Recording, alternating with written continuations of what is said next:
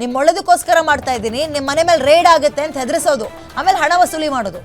2-3 ದಿನಗಳ ಕಾಲ ಕಾಲಾವಕಾಶವನ್ನು ಶ್ರೀನಾಥ್ ಜೋಶಿ ಕೇಳಿದ್ದಾರೆ. ಜೋಶಿ ಮತ್ತು ನಿಂಗಪ್ಪ ನಿರಂತರ ಸಂಪರ್ಕದಲ್ಲಿರೋದು ಈಗ ಬಹಿರಂಗ ಆಗಿದೆ. ಹಾಗಾಗಿ ಅವ್ರನ್ನ ತನಿಖೆ ಕರೆದಾಗ ಇವರೊಂದೆರಡು ದಿನ ಟೈಮ್ ಕೊಡಿ ಅಂತ ಹೇಳಿದ್ದಾರೆ. ಕಳೆದ ವಾರ ಲೋಕಾಯುಕ್ತ ಹುದ್ದೆಯಿಂದ ರಿಲೀವ್ ಆಗಿದ್ರು. ಆರೋಪಿ ನಿಂಗಪ್ಪ ಜೊತೆ ಮತ್ತೊಬ್ಬ IAS ಅಧಿಕಾರಿಗೂ ಕೂಡ ನಂಟಿದೆ ಅನ್ನುವಂತಹ ಅನುಮಾನ ಕೇಳಿ ಬರ್ತಾ ಇದೆ. ಮತ್ತೊಬ್ಬ ಅಧಿಕಾರಿಗೂ ಕೂಡ ಶೀಘ್ರದಲ್ಲೇ ನೋಟಿಸ್ ಕೊಡ್ತಾರೆ. ಅವರ ಹೆಸರು ಇನ್ನೂ ಗೌಪ್ಯವಾಗಿದೆ. ಲೋಕಾಯುಕ್ತ ಪ್ರಾಥಮಿಕ ತನಿಖೆಯಲ್ಲಿ ಕ್ರಿಪ್ಟೋ ಅದು ಕೂಡ ಇರಬಹುದು ಅನ್ನೋ ಅನುಮಾನ ಇದೆ.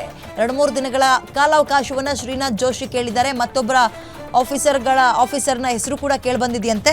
ಓಕೆ, ಯಾರ್ಯಾರು ಇದ್ದಾರೆ ಅನ್ನುವಂಥದ್ದು ಈ ನಿಂಗಪ್ಪ ಬಾಯಿ ಬಿಡಬೇಕು. ನಿಂಗಪ್ಪ ಬಾಯಿ ಬಿಡ್ತಾ ಇದ್ದಂತೆ ಎಲ್ರಿಗೂ ನೋಟಿಸ್ ಕೊಡ್ತಾರೆ.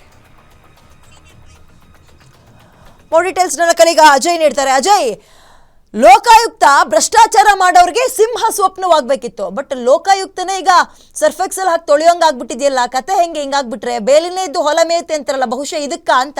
ಸದ್ಯ ಈಗ ನಿಂಗಪ್ಪನ ತನಿಖೆ ಆರಂಭ ಆಗಿದ್ಯಾ? ಯಾರ್ದಾದ್ರೂ ಹೆಸರು ಬಾಯ್ ಬಿಟ್ಟಿದ್ದಾರಾ? ಡೀಟೇಲ್ಸ್ ಏನಿದೆ?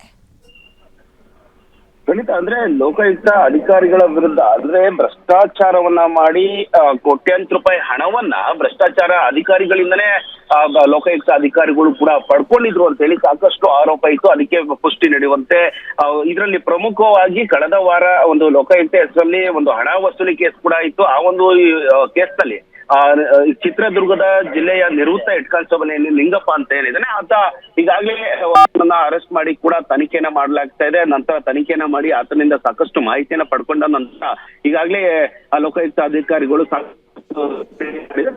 ನ್ಯಾಯಾಂಗ ಕೂಡ ಕೊಟ್ಟಿರುವಂತದ್ದು. ಪ್ರಮುಖವಾಗಿ ಇಲ್ಲಿ ಆತ ಈ ಹೇಳಿಕೆಯನ್ನ ನೀಡಿದಂತ ಕೆಲವೊಂದಷ್ಟು ಅಂಶಗಳು ಲೋಕಾಯುಕ್ತ ವಿಚಾರ ಕೂಡ ಬೆಳಕಿಗೆ ಬಂದಿದೆ. ಅದರಲ್ಲೂ ಕೂಡ ಈ ತನಿಖೆಯಲ್ಲಿ ದೊರೆತಂತ ಸುಳಿವು ಆಧರಿಸಿ ಹಿಂದಿನ SP ಆಗಿದ್ದಂತ ಶ್ರೀನಾಥ್ ಜೋಶಿ ಏನಿದ್ದಾರೆ ಅವರನ್ನು ಕೂಡ ವಿಚಾರಣೆಗೆ ಒಳಪಡಿಸುವಂತ ಕೆಲಸವನ್ನ ಈಗಾಗಲೇ ಲೋಕಾಯುಕ್ತ ಅಧಿಕಾರಿಗಳು ಮಾಡ್ತಾ ಇದ್ದಾರೆ.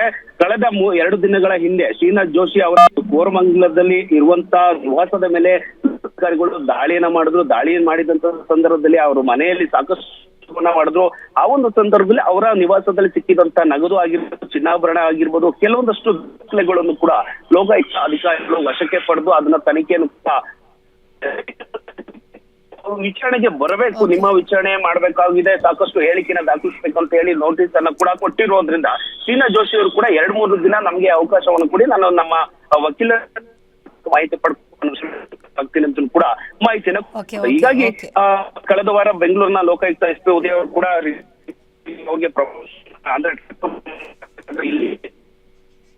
ಧನ್ಯವಾದ ಡೀಟೇಲ್ಸ್ಗೆ.